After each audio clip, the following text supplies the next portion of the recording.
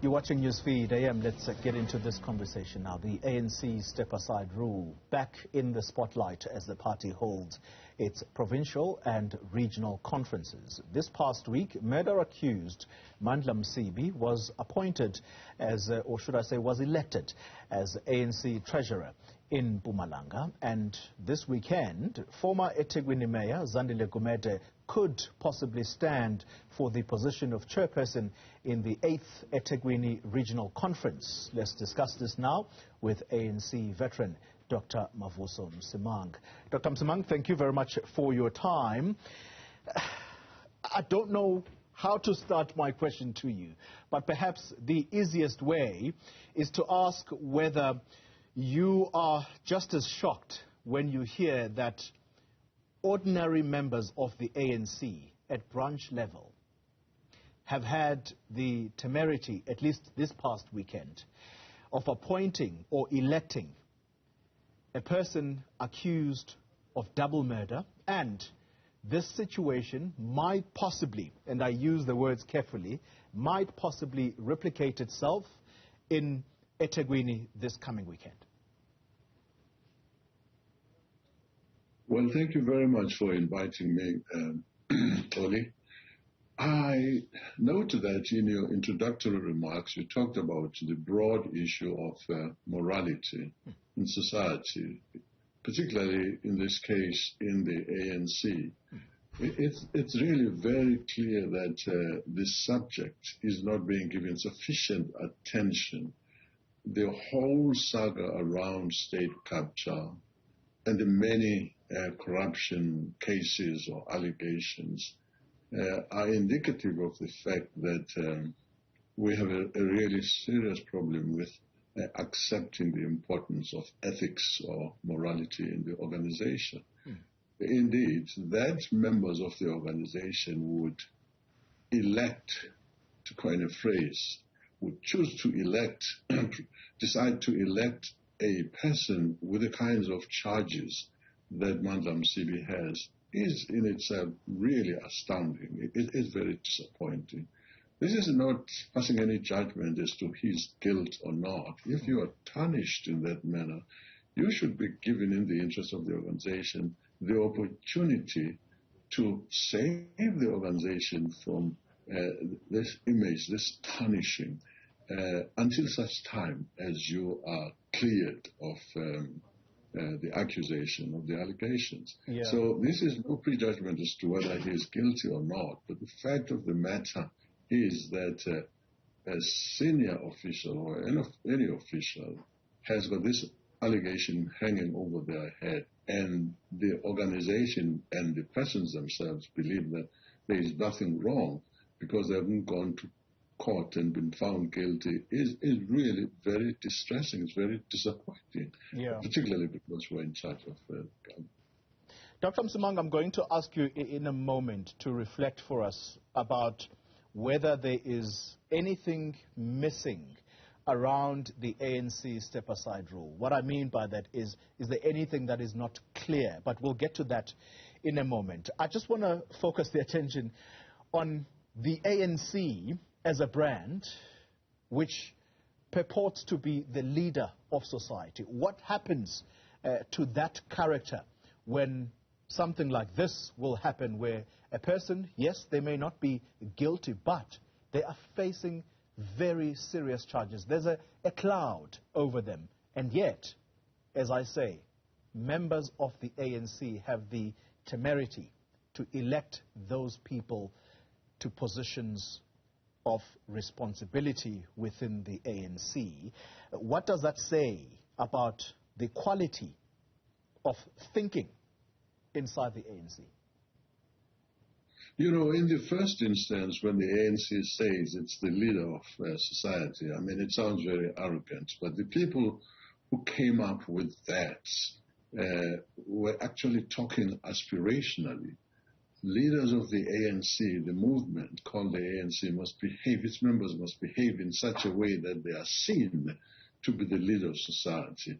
And this predates the getting into the seat of government. The behavior of the Tambos and of the many leaders who are not known, was such that they were an example to society. And when people talk about the glorious moving, it's because of the behavior of these people, the courage and their deportment to society, in front of society, their own deportment.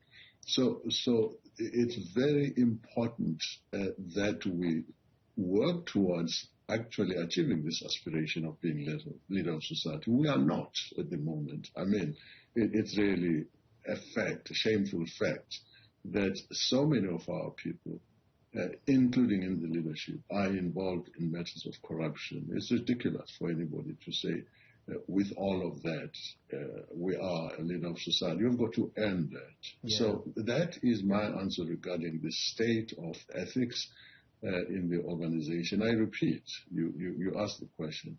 I don't understand how a member of the organization who is aware of the values that attach to belonging to this organization would comfortably vote for a person like Mandla Msibi or Zandile Gumede before they are cleared of the charges, regardless of anything else. So it's sad like that. Yeah. Well, let's talk about the step-aside rule, which has immediately been implemented against Mandla Msibi. Is there anything that is unclear about this rule within the ANC, Dr. Msimang? Because if it was unclear, why was it easily so implemented then against Mandla Msibi to say you can't take this position?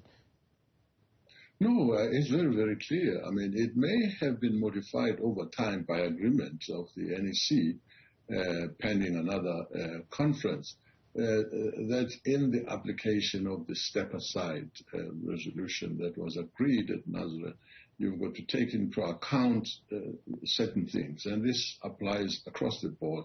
Somebody might decide that Mavuso Msimang has stolen.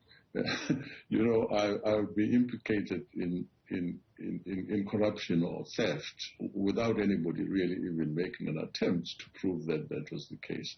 So I think when it was said that people should step aside once they've been charged, you know, it kind of gave cleared the uncertainty as to whether the being implicated in this is serious or not. I mean, it gives people the benefit of the doubt. But once you are charged, as Mandla Msibi was, there is absolutely no ambiguity. There is no doubt about the application of the step aside. He actually did step aside as MEC, as was expected, which was really good. Congratulations. I don't know why before that case has been resolved, he now makes himself eligible for a position of treasurer in the province. It's a contradiction, and you know it ought to be tackled or have been. He says he's not very comfortable with the allegation. He believes the state or the courts are being used politically. You know, these allegations, true or not, cannot be used to protect self-interest. So let me ask this question then, Dr. Msimang. I'm sorry to cut in your words there. What decisive step needs to be taken by the ANC, therefore, in order that these conferences are seen by members of the public as being legitimate conferences?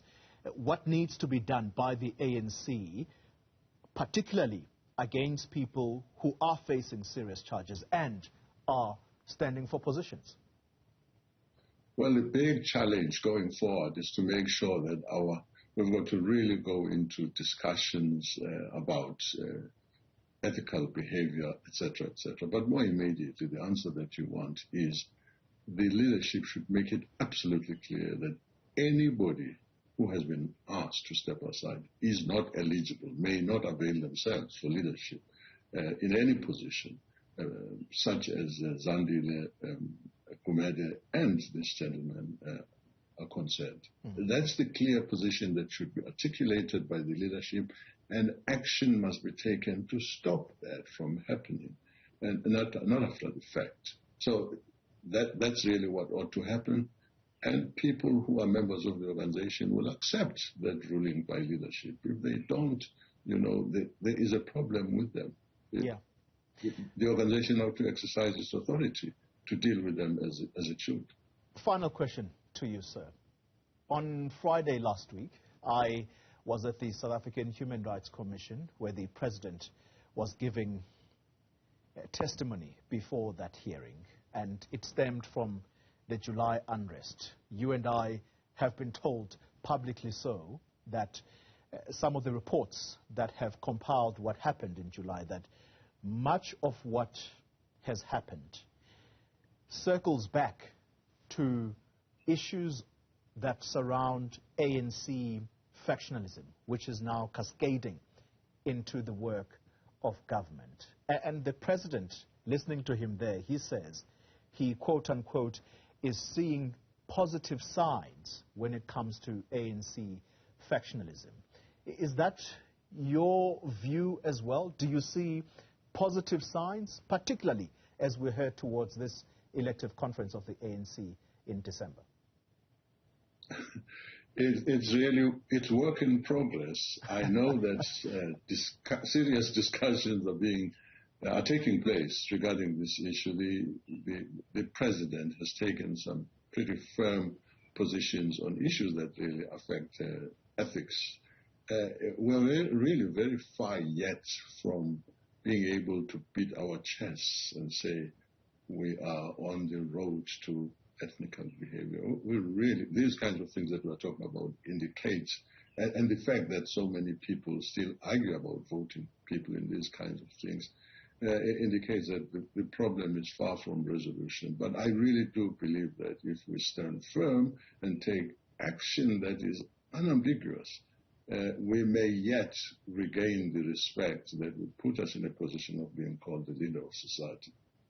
Dr. Mavuso Msimang, thank you very much for your time. ANC veteran, talking to us there about issues that plague the governing party and, I suppose, issues that now also affect society at large.